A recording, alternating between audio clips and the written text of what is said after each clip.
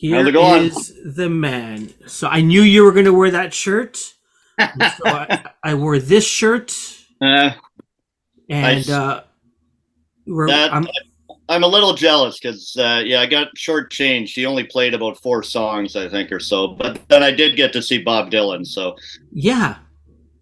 that Well, was listen. crazy. Let's quickly chat about this. This. How many times have you been to Farm Aid? This was my seventh. Seventh time. That's Wow. amazing. Yeah, and I figured it out. I think it was my 17th time seeing Neil. If I had those farm aids in. Nice, nice. Well, listen. The Yeah, I've made it my mission now to go and see him, and I don't know how. I guess Farm Aid came out as soon after I went to San Diego. I think they announced yeah. Farm Aid, and I go, oh, I would have loved to see him there because you can see a bunch of other people there. But do keep in touch with me, David, the next time you know that Yeah, yeah, that for sure. Neil's playing. Well, I still But hope it was one of those things after Jimmy Buffett passed, a month or so ago. You yeah, never know. And I figured if I could just see him one more time, and because I don't know if he's going to tour, you don't know, right? Because he took that time off during COVID. He was a little careful. He's yeah, only been doing a few select shows. So whether he will do a full tour and play Massey Hall again, who knows, right? So yeah. And I think it was in North Carolina, right? Farm Aid. no, this year was in Indianapolis. Oh wow. Yeah, So so it wasn't too bad, but that's six quite a hours. trek for him. That's quite a trek for him because Yeah. he did Well, that West Coast tour. he played the Roxy 50th anniversary with Crazy Horse like a couple nights before. Yeah. That would have been something. That would have. Anyways, let's invite Gregg into this conversation. Yeah. How are you doing, Gregg? Good, sir. Yourself? Yeah, good. Good. First off, See you. Oh, I love the shirt, Adrian Sutherland. Yeah. It's a setup for one of my questions, buddy. Yeah. For one all of my right, questions. there you go. First off, congrats on the book.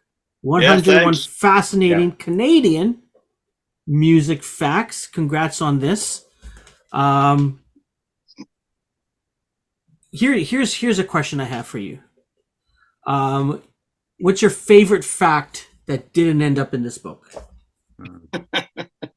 Of course, you asked me something right off the top that you're going to stump me. But I mean, really, I don't know if I can think of one right off the top of my head. It's more the fact that there is probably another 101, 201, 1001, right? Like initially I thought it'd be hard to come up with Yeah. 101. But then you start thinking about it and yeah, it's amazing the richness of music and history we have in this country, right? And it's so diverse too, for the most part. And that's one thing I tried to do in this book, and that's where, yeah, probably I left stuff out that or maybe facts or things that I really loved or thought of, but it was in that effort to try and have more balance, both regionally, Mhm. eras, diversity in terms of the artist chosen.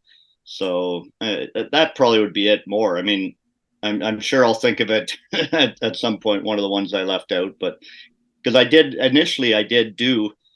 figured that it'd be easier. I think I wrote about 108 or 9 or 10, and then figured it'd be easier to cut some at the end, Sure. and the publisher kind of could help with that. Say, oh, you've already got too many of this, or I think this one works better, and that's where the Interesting. editor really helps with the book too.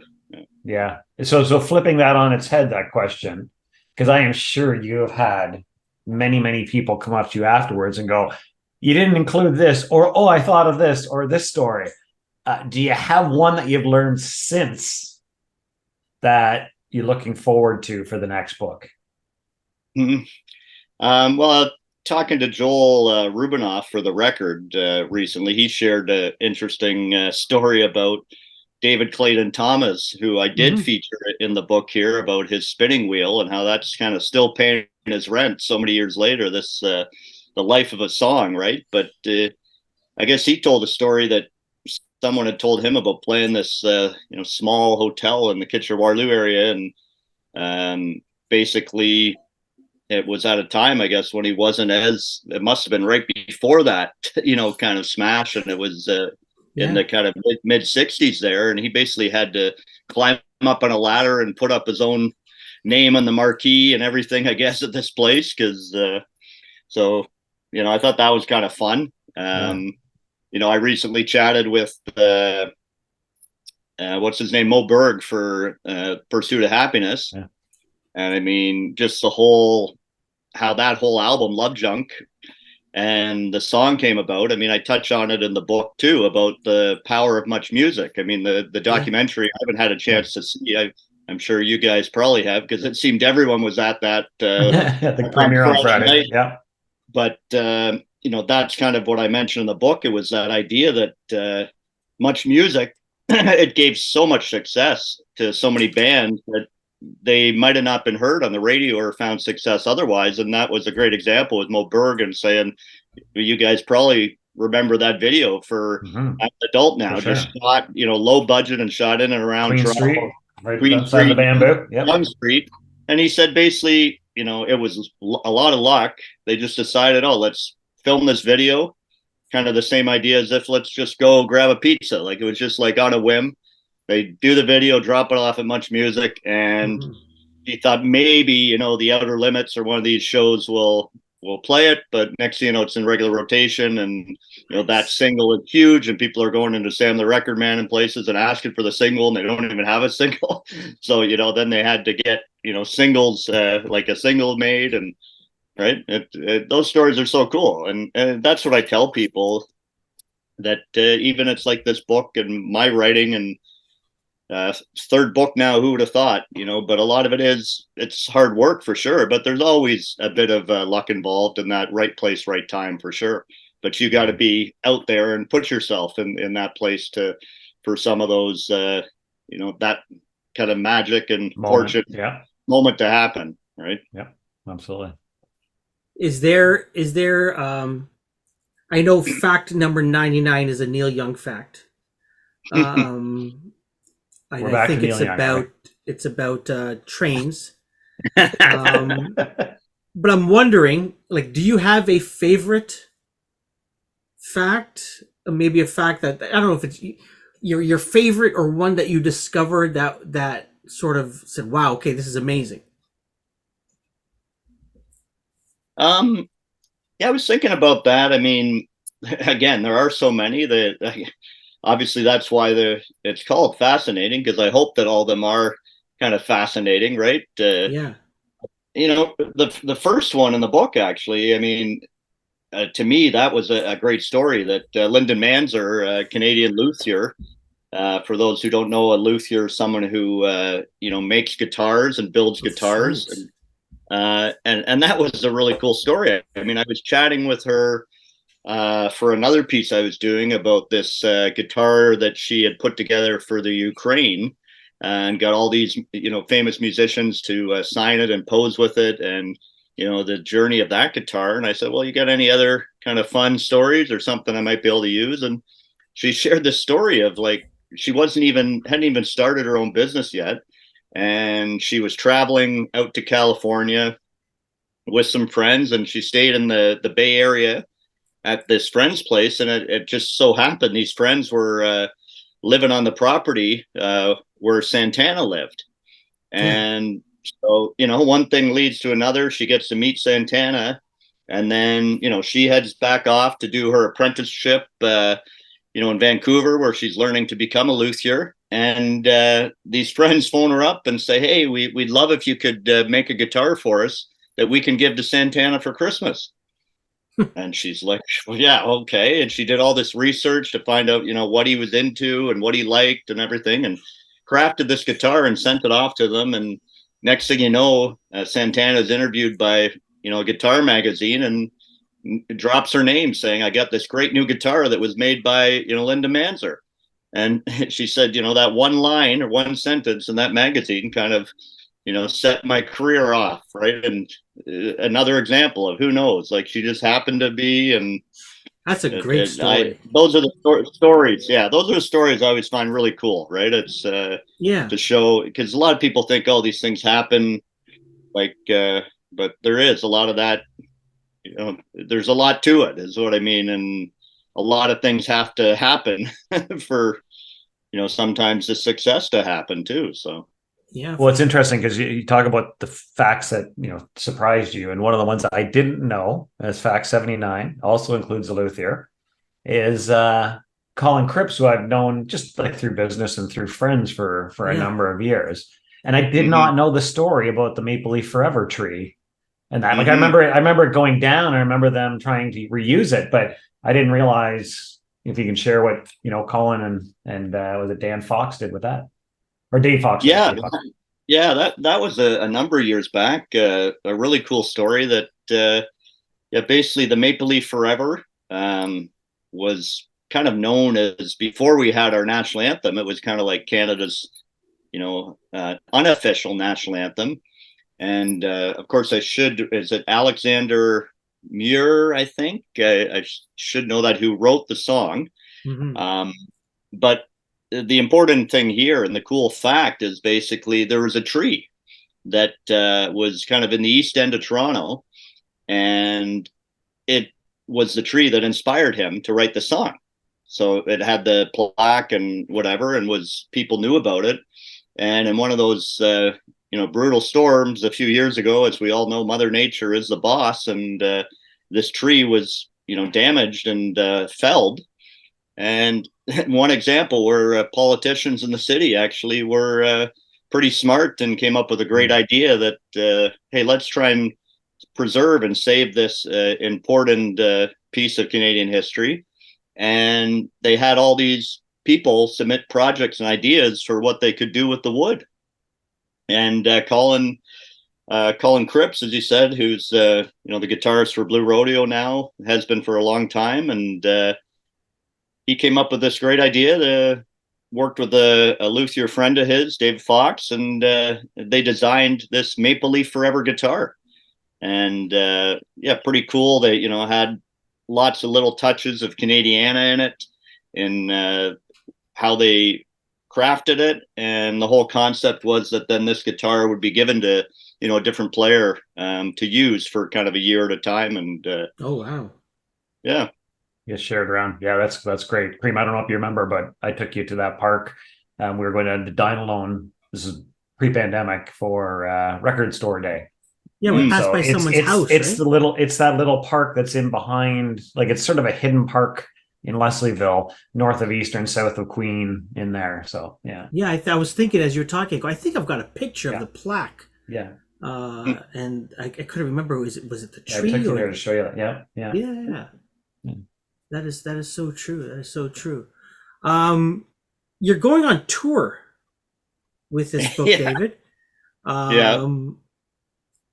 Talk about that. Your Kitchener, which is home base for you. Yeah. I think next week. Yeah, next Thursday, October 5th. So yeah, I'm excited to kick things off in my hometown, Kitchener-Waterloo, and at the main branch of the library. It's where I've had some of my other book launches for the Horseshoe. I had a great event there with Josh and Andy from the Skydiggers. Nice. But it's just such a fabulous library. I can't say enough about what they offer to the community. I mean, libraries have become such a gathering place, and they've been amazing at reinventing themselves in a day and age where it's nice to see when I go in there. There's still, of course, it's the shelves are filled with books, but that's not their only reason for existing anymore. They've realized that it's a place there. I mean, they have a coffee shop in there. They allow you to sit and have a coffee. And where I'm doing my event, it's in the basement. They have a beautiful theater. I've done a few vinyl listening parties there for people. Nice. Upstairs, they have a recording studio you can book. They loan instruments. So, it's just amazing, all the stuff they're doing. So I'm happy to be doing it there.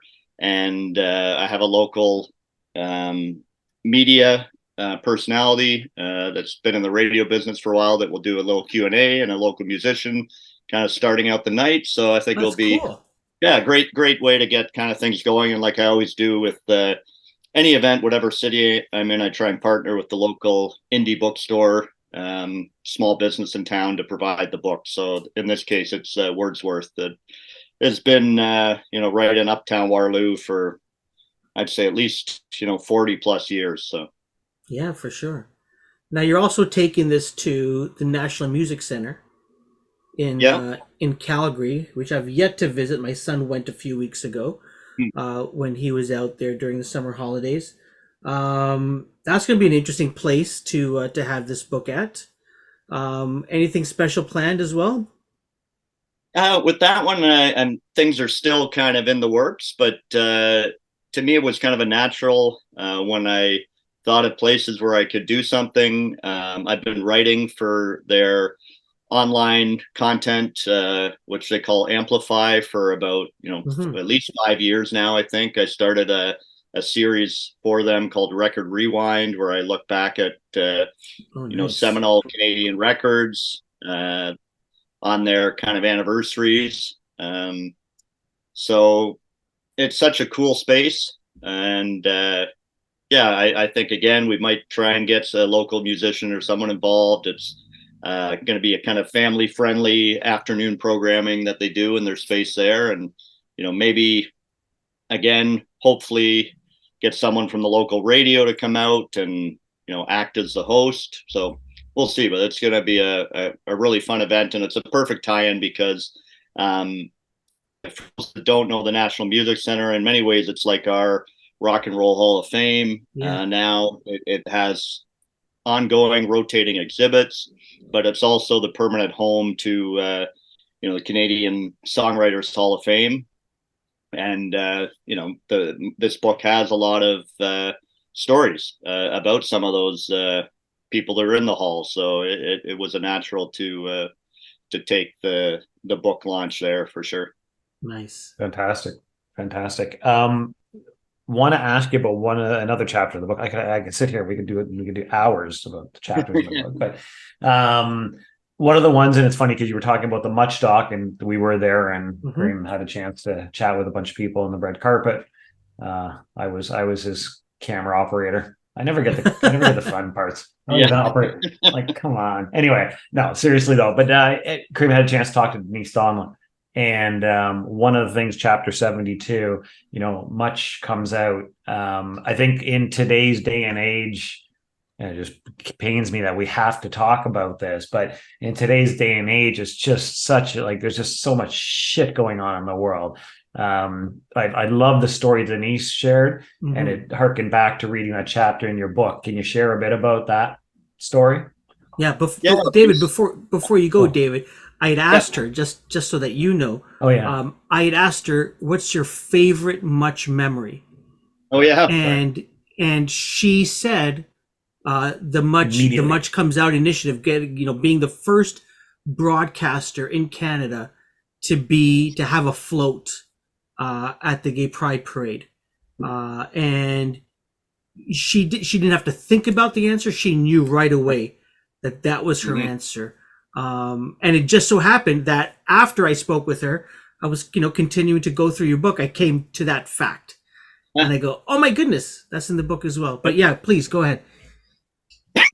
Yeah, well, I mean, you basically reference it there. I mean, Denise Donlin, a real trailblazer herself. Rose in the ranks in the music industry, and much music for her. I mean, you can think about all the incredible things that she's done and people she's interviewed. And as you said, for her though, this is what she shared with me as well, that basically, back I'm trying to remember, I think it was late kind of 80s is when it happened. So it was Much Music wanted to have a float. One of her colleagues in the Toronto Gay Pride Parade, and you can think, like you said, Gregg. Unfortunately, at this time, there's still dissenting voices and people that art is open, and don't realize that love is love, right? And but back then, I mean, it was a huge thing for Much Music, a private broadcaster, to give the blessing and say, "Hey, yeah, we're all for this," and it showed that they were kind of ahead of things there, and it was an amazing moment, as Denise shared, that they had this crazy wild float, and a lot of the VJs were on it, and the dancers from Electric Circus, and it was just a big party atmosphere, and but it was just that fact that everyone, pretty much from the head down, they were like, yeah, we're for this, right? But Denise, I mean, she did say she got even a few threatening phone calls, and went, about people who heard about that they were doing this, and you can imagine, right? The people that just filled with hatred, and not it's unfortunate, but yeah, fantastic moment, and another one for Much Music that great thing they did, and that they were part of that, another moment in Canadian music history there, for sure. Yeah, I think it's funny too, because it's like, if you all those people, it's like people that tell Tom Morello to stop being political, on Twitter. It's like, hey, keep your politics out of this, but it's like, think of all the music Much was playing back then, with like Parachute Club and Frankie Goes to Hollywood and Erasure, and like all these, they weren't hiding their sexuality. And you had all these rednecks listening to it, going, "Hey, it's great tunes," not listening, not getting. And then I was like, "Oh, wait a second." Yeah. No. Wow. I was, as you're reading it, I see, which ones do I know, which ones don't I know. So as I'm reading the story about Tears Are Not Enough, I go, yeah, I know this. And it wasn't until the end where I go, what? He made Neil Young do 13 takes? I don't know if Neil Young has ever done 13 takes of anything.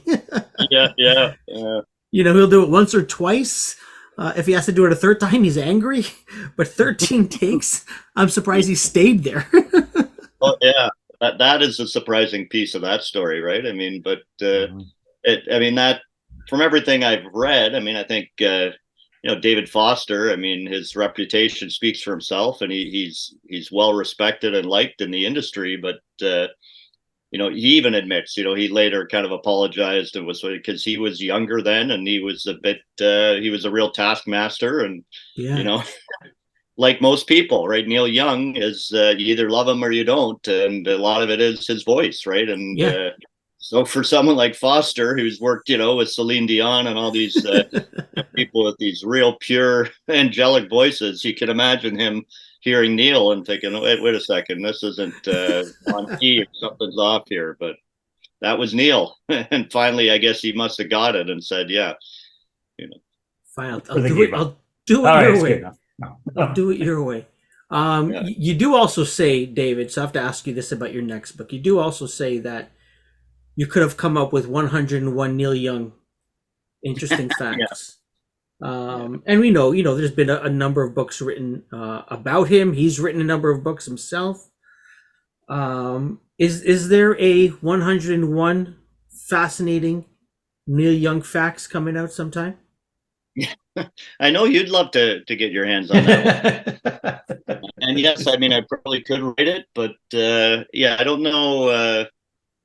You never know. There's been so many. It's like, I was fortunate to be down at Farm Aid this past weekend, and as I mentioned before we went on the air, like surprise guest Bob Dylan, and that's the one I always floors me. You go to a bookstore or library, and you just see how many. It's like, how can there be another book on Dylan? But you never know. I mean, I think, as I mentioned, Neil is the one I've seen in concert more than anyone else. I've definitely read a lot of books about him, and I'm quite familiar with him. But I think that would be the challenge. What could I do or say or write that would be, new or interesting? And that is always the challenge as a writer, right? When you're writing about anything that has been done before, you got to bring some new perspective to it, for sure. That's true. That is so true. Listen, off topic, I have to ask you this, and I can't remember the actual name. Maybe it was a year ago. The 50th anniversary of, was it 50th anniversary of Heart of Gold? No, Yep. Harvest. Yeah, did you Harvest. see that? Did you see that doc? Was it Harvest? What was it? Oh, Yeah, it was the 50th Harvest Time. anniversary. Harvest Time, wasn't it called Harvest Time? Yeah. Yeah. Yeah. I went and watched it with my dad, and yeah, I enjoyed it. It was that was really, really interesting. I wasn't sure what to expect, but I mean, it was cool that I mean, not surprising with Neil that he keeps everything. That there was even this old footage of, and because I wondered how can you make this whole film? I mean, obviously it was a little disjointed, but that's his kind of style. That's and his everything. style. Yeah. But the fact that there was like, some of that behind the scenes of the recording in the barn, and that was I thought that was was neat after all this time to see that footage emerge. But yeah, I took my wife and son to see that in Toronto, and I loved it. I was like floating after that. Anyways, let's get back to the podcast. Okay, back to the podcast. Yeah. Chapter 40. Yeah. Lost Heatwave tapes. Mm-hmm. You hear my dogs barking in the background. I thought it was really interesting to read that about the Kings, and in it, you talk about the fact that there were only, I think, 2 bands that agreed to have the recordings done, and just lately, Teenage Head has released their recording. So I thought that was really interesting. In the book, you focus on the Kings recording of it, right? Yeah.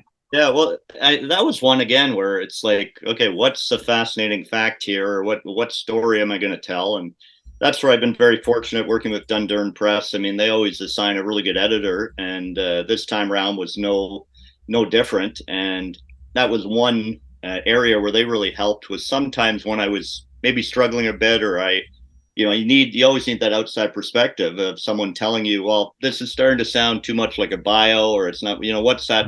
Fascinating fact in there. And that's in this case, though, it was one where the Kings, with their huge hit that finally got inducted in the Songwriters Hall of Fame, that everybody knows the song, but very few people could name the act. Yeah. Right. Anyway. Yeah, it's definitely one of those ones, right? It's not one of those like 2 songs in one. Yeah. But I thought, that is a story in itself that I think has been told. So in talking to the guys in the band, they came up with this story of Heatwave. And the Heatwave Festival in itself, I'll be honest, I didn't really know about it. I probably was 7 when this happened, right? Because it was in the early, I think around 80, 81. And but so I thought that was a cool story in itself. So again, that could have been just the fact or something there. But then this was kind of that really the nugget that was there. It was about they basically, as you said, them and Teenage Head were the only ones that decided to sign and say, hey, you can videotape this. But then it was that like a lot of things you hear where somewhere along the line, these tapes ended up on some shelf in some storage facility, whoever the video company was, and forgotten about. But this was a really had a happy ending where they were looking for these tapes because they knew Doug McClement, who has been recording for 40 plus years or more, probably close to 50 in his remote truck, and has all the stuff. He had done the audio part of that, and so they wanted to match up the video and get this to their fans. And yeah, they basically doing some detective work. Mr. Zero, who was the lead singer, he found out where it was, and the guy at this warehouse literally said, well, I was cleaning the shelf out the other day, and I went by, and that's one of the ones I saved, but he had been thrown out, so it could have ended up at a dump somewhere. But so pretty cool story. Yeah, that's cool. That's cool. I've seen some of and again, I'm a huge Teenage Head fan, so I've seen some of the video footage from then of them flying in or helicoptering in or whatever. And it's I don't know, really cool for a band that at the time was relative to the other bands playing Heatwave. I think like insane lineup. You had the Pretenders there, Elvis Costello, so there was all these big US bands, and yeah. Yeah. So, Yeah, absolutely. So before we get to wrapping things up, I do want to. I'm wearing the shirt. We have to yeah, talk about our friend, yeah, who's much like yourself, multiple guest on the show. Great story about Adrian Sutherland. Again, we talk about a lot of, I don't know if pivot's the right word, but because it's overused, but sort of, during COVID, people having to create a new normal in their life. And if you could just share a bit about that chapter. I don't have the number. I've been nailing numbers and I didn't write it in my notes. yeah. So Yeah, well, yeah, for sure. I mean, Adrian Sutherland, an incredible uh, songwriter, artist from. I always forget the exact, name. Atawakaskat. Yeah, because I didn't want to say it incorrectly, but it's basically as far north as you can go, like north of, like you need to fly in this type of community, right, to Yeah, get there. yeah. Very remote, and Adrian still lives very much on the land, goes out yeah. and hunts, and gets the food for the winter and everything. And he played in a few rock bands, but COVID came along, and he'd been thinking about doing a solo record, and this was one of those examples where, I mean, you can, to use another cliche, like you said, pivot, that silver lining, that here he is, he's stuck at home, his tour with his band is not going to happen. And so, beyond having that extra family time, he thought, well, maybe I can use this time to create. But the only problem was he didn't have a studio, right? He was like, how am I going to put this record together without a studio? And pretty cool, using his imagination. And he remembered that he had this like old sea can that basically, the shipping containers, right? That like in Toronto, they used it to create that stack market. And Yep. Yep. you've seen in recent years people reusing these things. I even saw someone build a house up near our cottage with one of these things. But so yeah, Adrian had this thing, and I think it was about 40 feet. It was pretty long, and it was just kind of sitting there. And he decided, yeah, he's going to retrofit it and make it in, to a little studio. And that's what he did. And he recorded his debut solo record right there. And then he worked remotely with Colin Linden, who lives in Nashville. And that's the amazing thing with technology, that he was able to send files and do stuff, and Colin could hook right in. And yeah, another really cool story of, like you said, someone who said, all right, this is the situation I'm in, how can I come up with some creative way to and solution to create some art. And yeah, I thought that was a really great story I wanted to include, for sure. Yeah, For it is sure, a for great sure. We had the story. pleasure of interviewing Adrian. It was either just before the hunt or just after the hunt, and I think he took his son out, or one of his sons, for the first time, and it was amazing because we had no idea. I think it was relative. Well, I don't know. Who knows when COVID went? It was relatively early, late, whatever. Anyway, but I do remember. We really, like, the three of us had no idea if we were going to be able to do it just from a technology perspective, because Right. he was streaming from his studio in the shipping container, and it was like, Yeah. yeah, it was amazing. Well, It quite an was. honor. Yeah. Absolutely. I love talking to him. And listen, it wouldn't be a podcast that David would be on if we didn't tie in that last story with Neil Young. I think me personally, I discovered who Adrian was when he did that version of Heart of Gold. Yeah, for It sure. just blew me away. I think maybe my brother shared it with me, and I go, that is awesome. But yeah, David, thank you so much for Yeah. joining us today. We ask this question. Gregg asks this question to musicians that join us. Might as well ask you. You're a music lover. You're a connoisseur. What are you listening to these days? Old, new? Yeah, that's always a tough question, because I try and always discover new music. I am on the Polaris, jury. So through that, it's been a great experience. It's really opened my ears to a lot more music and different genres and styles that I normally wouldn't. And I'm fortunate too that, you know, through my kids as well. You know, I have two teenagers and they both have quite different musical tastes, but you know, one band that you know, my son turned me on to, and I went and saw them in concert in Toronto at the concert hall a week or so ago, was Black Country New Road, and they just blew me away. It was so unique, so different. I mean, they kind of are a bit like the Canadian you know, band Godspeed New Emperor, but it just, you know, they got so much going on. They got violin, they have accordion, they have piano, drums, you know, saxophone, and you know, the music kind of goes to from a, you know, up to a crescendo and then quiets down, and so that was pretty awesome. But yeah, beyond that, I mean, I'll admit, I still go back to the classic rock. There's just something about it. I find when I'm in my car